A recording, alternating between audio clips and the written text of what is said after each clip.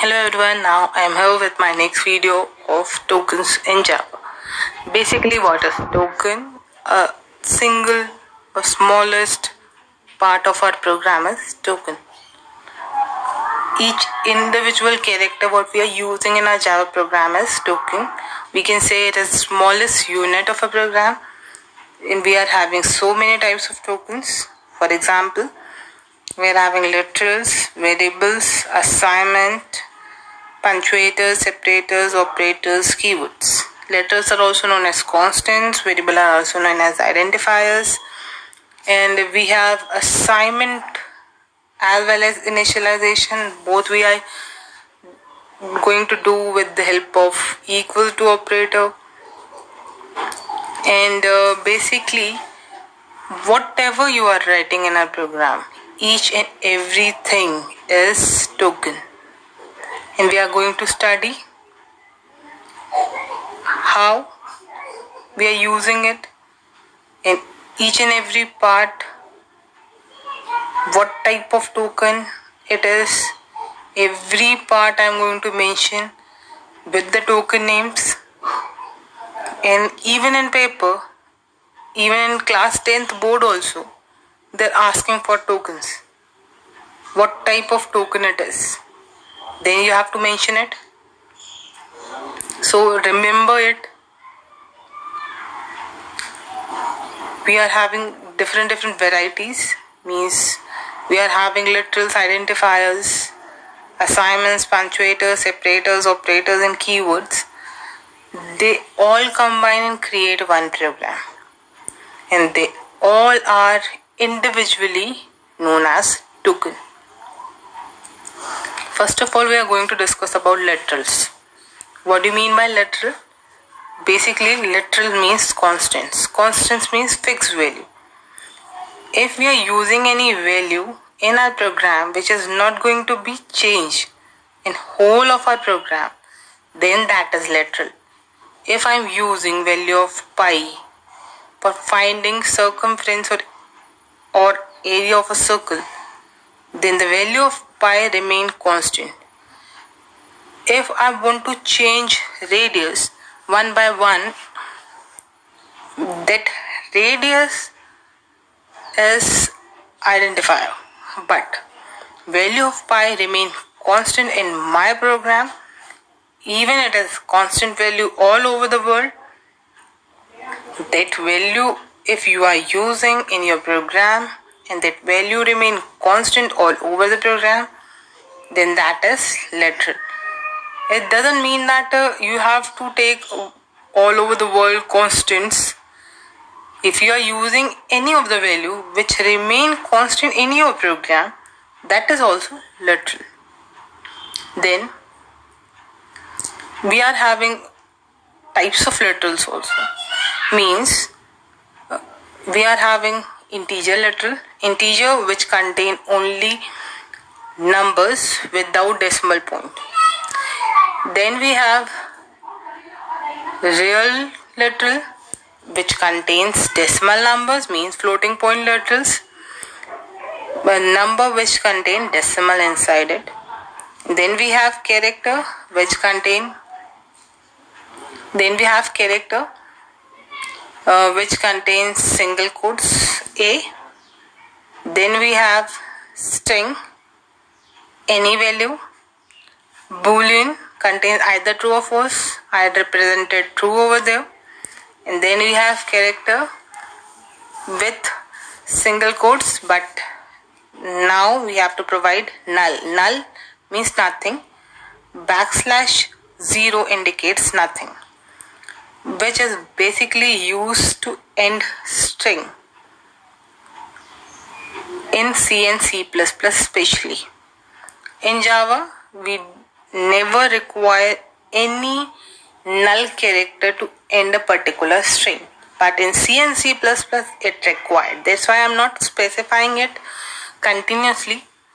Even in escape sequence I have not presented \0 because in Java it is not that much useful.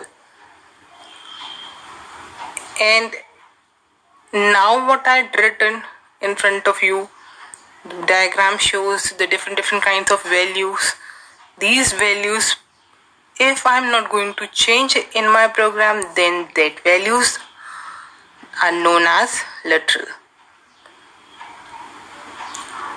Only remember that in character, provide single quote, in string, provide double quotes, and in Boolean, either value true or false you have to place. Then we have identifiers, which is also known as variables. In identifiers, basically they are defined by the programmer. Programmer are going to provide a name, particular name of a memory, so that we can receive particular things and we can use it in any of the way. Basically, identifiers are the name of class or functions defined by the user. Anything which is defined by the programmer, that is identifier. And even the variable name contains some memory location, and in that memory location we are storing some value over there. And Java APIs, API means application programming interface. Java APIs provide few for us. Means Java API already create few classes, that is predefined classes, predefined objects, predefined functions for us. We can declare it by ourselves, and Java provide us few. For example, system is a class, scanner is a class, IO exception is a class, in, out both are objects, println is a function. We are talking about identifier. It means we are naming something, naming a class, naming a function, naming an object, anything what we are naming, that is identifier. Few identifiers are declared by Java APIs and few we are going to declare. And what we are going to declare, we have to see that. And yes, Java identifier can be of any length. There is no length issue. You can use any number of characters. Then we have some rules for identifiers. You have to follow it. First of all, any number of character you can provide. You can use alphabets, digits, underscore and $, anything. But few things you have to remember, that underscore is basically used to combine two or more than two words. But if you want to start or end a variable name with it, it is possible, but it not look good. That's why we basically prefer to place underscore between two words. And then variable name should be meaningful. Means if I am adding two things together and storing in a variable, adding means sum. If I want to add two numbers, both the numbers I am showing number 1, num1 variable name, num2 variable name. I am adding both the num1 and num2 and storing it in variable sum. Means from the name itself, sum, you can identify it, what type of value it contains. Num1 and num2 shows us number 1 and number 2. Means you are able to know what type of value it contains. Why we are placing that variable by the name itself. And then we have keywords. Keywords are already Java reserved words, which is reserved by Java for use of Java only. You are not supposed to use it. For example, few keywords means public, class, static, void. These are keywords. Have specific meaning for Java. You are not supposed to use in place of identifiers for naming any variable. Otherwise, Java is confused with the variable or keyword. Java always preferred that word as keyword. It never allow you to create identifier. But if you want to use public and public is keyword, then you can use public P as capital variable. As in capital letters, if you are writing, that variable is acceptable by Java because Java is case sensitive language. If I'm writing public and P is capital, it is acceptable. But if I'm writing small p, then that is keyword. Java never allow you to use keyword in place of identifiers. And then we have dollar sign. Dollar sign is placed anywhere, wherever you want to write, in starting, in middle, or in last, anywhere. Dollar sign is acceptable. And one thing what you have to remember, you can use digit anywhere except starting. If you are going to start variable name with digit, it never allow you. It provides error. That's why remember, digits can be placed anywhere except in starting. Then we have few valid identifier names. You can see. In first, I want to tell you about dollar sign and digit. Now I'm placing dollar in between, digit in last. It is valid. Then in second one, I'm using underscore to show you how we are going to combine two things together with the help of underscore. And then I want to tell you with the third one, dollar is placed in last and digit is placed in mid. Still it works. Fourth one, if you are using underscore and starting the variable name, it is also possible. If you are using dollar and starting variable name, it is also possible. If you are using p underscore equals to 10, it is also possible to end a variable name with underscore sign. If you want to combine two words together by underscore, I already given you add sub, means I'm using it for addition also and I'm using it for subtraction also. And then the next one, I want to tell you that the digit can be in between two alphabets. Basically, we are preferring that variable name should be starting with alphabet. It looks good. It appears good. That's why we are preferring it. But it's your wish. It's your identifier and it's your identifier name. You can use anything. And then we have assignment.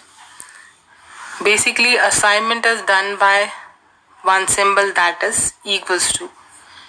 Assigning means we are having some values already and we want to provide that value to a variable, then that is assignment. When we want to start something and we know that that variable contains this value, then that is assignment. For example, I already provide you. If you want to provide character, you have to represent with single quotes. If you provide string, then you have to represent it with double quotes. If you provide boolean, then you have to mention either true or false.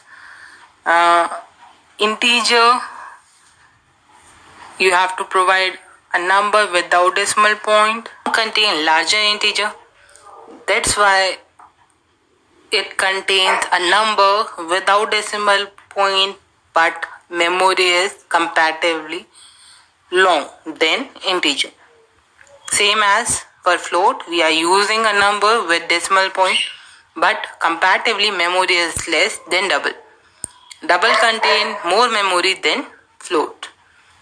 and we can assign any number in these. But what we have to remember, in float and double, what we have to provide decimal numbers, and for int and long we have to provide a number without decimal. And then we have initialization. Initialization also use equals to sign. Actually, if we are not initializing any of the value to a variable, if we are leaving it, then it may occur that a garbage value can be present inside that variable. What will happen?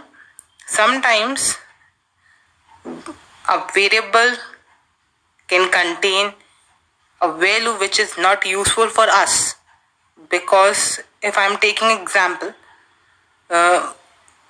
one student is using one computer, and then next student, one system is used by different students. And what will happen if a variable name int x contain a value 5, which is useful for first student, and then memory is same, name is same, but when another one comes to execute a program, when that person use int x, maybe that value x is used by the second one, but for second one that value is not useful. That value is garbage value for that second one.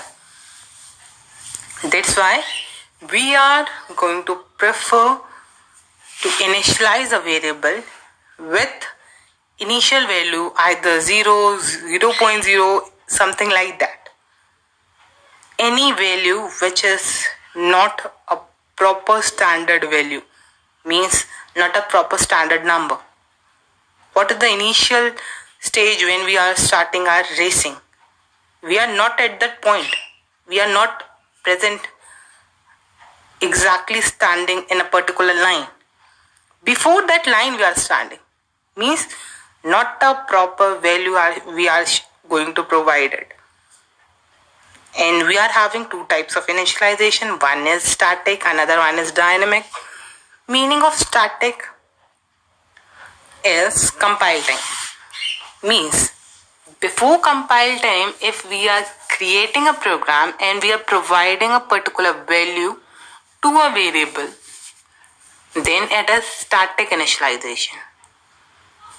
Means if declaration time we are writing int a equals to 0, means we are declaring that variable and initializing that variable with 0. 0 L indicates it. We are initializing 0 to a long variable. L is suffix. We can use small l, capital L, because 0 and 0 both are common. For differentiating it, we are having suffix. Same as float and double. Both contain 0.0, 0.0. But for differentiating both of them, we are having suffix. Suffix, that is small f or capital F for float, small d or capital D for double. If we are initializing a particular character, you can provide null, or you can provide a unique value, that is Unicode value \u 4 times zeros, or string we can provide double quotes. In that double quotes, nothing we have to place. And for boolean, we can write false, but actually boolean default value is false. If you are providing it, then well and good. If you are not providing it, by default boolean contain false. The initial value of boolean is always false, because boolean contain only two values, either true or false. If you are assigning it equals to true, means you are assigning it. If you are writing false, means you are initializing it. Both have different meaning. And then we have dynamic Initialization. Dynamic means, always remember, dynamic means runtime. Runtime means when we are executing our program, that is dynamic. When you are accepting a value in a variable with the help of user, if user is going to provide a value, or we can say after solving a particular equation, what we are getting? A value. When program is going to be executed, during execution we are getting a particular value for that variable. Then during runtime, if something happens during runtime when we are getting a value for a variable, then that is the runtime initialization. For example, I had provided few things. 9th class didn't know this much. Now what I had already written in teacher.parse and end.readline, you are going to study all these things in 5th chapter. Right now I told you, you have to write all these things, not now, after few days you have to use all these things. But now take one example. A equals to 5 plus 7. A equals to 5 plus 7 indicates us 5 plus 7 occurs during runtime. When program is running, that time addition is going on, and that time computer provides value to A. Means during runtime we are getting value of A. The same as for float, if I had written 3.142 into R, means value of R is filled during runtime and the multiplication is going on, and then we are getting a value in a variable F. Same as for character, same as for a string, same as for another data type also. Then we have punctuator sign. You know about punctuator signs. In English you have used it. The punctuation marks is present in computer also. Punctuation marks were the special character which we are using in our program.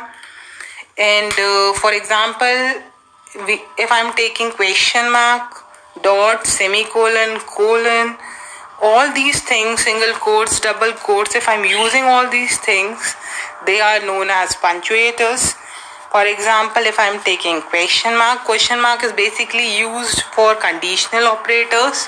You are going to study conditional operator with if else, because if else is bidirectional statement, and if else is basically used when you are providing some conditions to judge whether you have to do a particular task or not.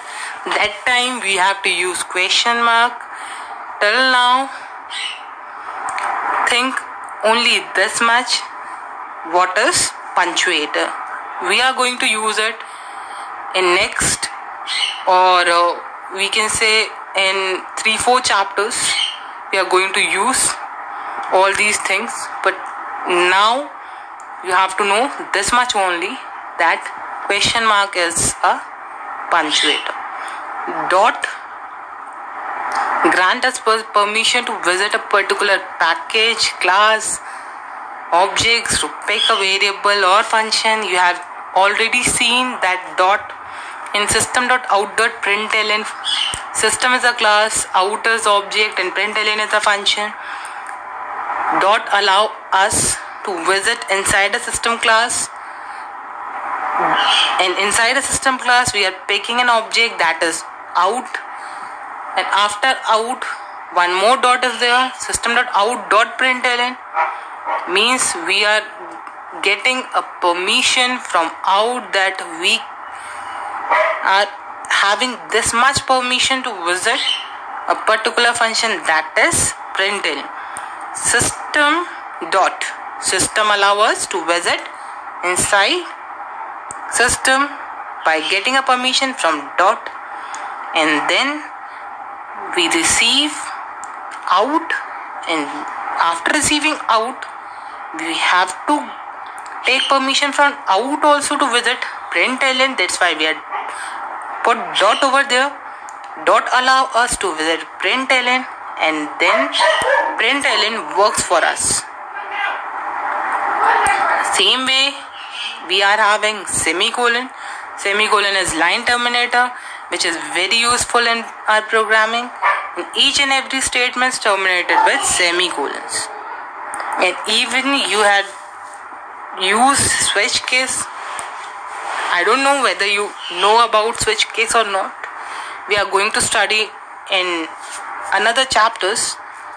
Switch case, we are using colons to separate each and every cases. If you are not getting it, no problem. We are going to have few more videos on each and everything. Even for question mark, means for conditional operator, we are having next videos. And for switch case also, we are having next videos. If you are having any issues, no problem. We are going to resolve it in our next videos. Then we have separators. Separators are used to separate few things. You know what you mean by separator. Comma is used to separate few things. Brackets are used to separate few things. I don't think so. I have to explain it in more detailed way. Separator, by the name itself, you know everything. Then we have operators. In your book, you are having 3 operators, but actually we are having 5. But few are not in your syllabus. That's why I mentioned there are 3 types of operators. Actually, it is 5 types of operators. Operators are basically used with expressions to solve that expression. One expression contains few things. For example, if I am writing 5 plus 4 means plus is operator. 5 and 4 are operands. If I am writing an expression is a combination of operator and operand. If I am writing A plus B into C, means A and B and C are operands, plus and into is operator. I think so you are able to understand. And then we have keywords. Keywords, I told you earlier, keywords are Java reserved words which have specific meaning for a particular system. And each and every compiler contains the memory of these keywords so that compiler can run our program what we are making. English words, few English words are reserved for system. Means if I am writing class, the system know each class contain data and function. If I am using public, system knows that class, that function, that variable is publicly used with everyone. And if I am using throws, it means I am trying to throw a particular exception. And now I am taking one example where I want to tell you about every token in detailing. For example, if I created a program, public class area circle, public static void main string args square bracket. In that program, I'd already taken float r equals to 5.5f. 5.5f means I'd provided a value in comparison of float. If I'm not writing f, the error occurs. It shows us the value might be contained double. Means always the compiler prefer to take values in double data type, because sometimes precision of values occurs. Precision means the decimal values, after decimal so many digits comes. Sometimes it occurs that few digits were truncated. That's why compiler provide us an error that loss of precision occur. It may occur. That's why I'd already provided f, so that one message to compiler connects that I want every value in floating point data type. I don't want to specify a double value. Now that's why I've written FFF in every variable. 5.5F for radius. AR I've written 0.0F. I'm initializing it. 5.5 means I'm assigning it. Pi equals to 3.142F means it is a kind of literal. And then I've written AR equals to pi into R means pi R square. I'm finding area, trying to display area of circle, colon, AR contain value of area of a circle. In right hand side I displayed each and every token with name. See, keywords. What I'm using in our program, I'll tell you by writing it. Public, class, static, void, int, all these are keywords. And literal means a value which is constant. 3.142 is constant value. That's why it is literal. Identifier which we are naming. What we are naming right now? Area circle, the class name we are providing. Our variable name we are providing. AR we are providing. Pi we are providing. System provided by Java API. Out provided by Java API. Println provided by Java API. These are identifiers. And then we have assignment.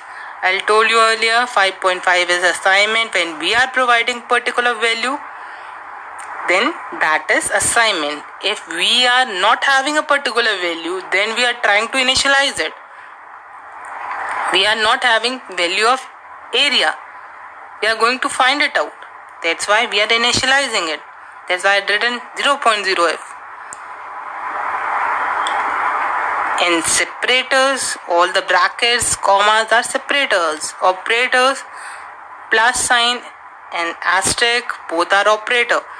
Punctuator, dot is punctuator mark. See, all whatever we had written, all things are token. With the help of these things, I think you are able to understand. Still you have some doubt, please clear it out and don't keep it in your mind. Tell me whatever you are having by messaging me, by writing comments.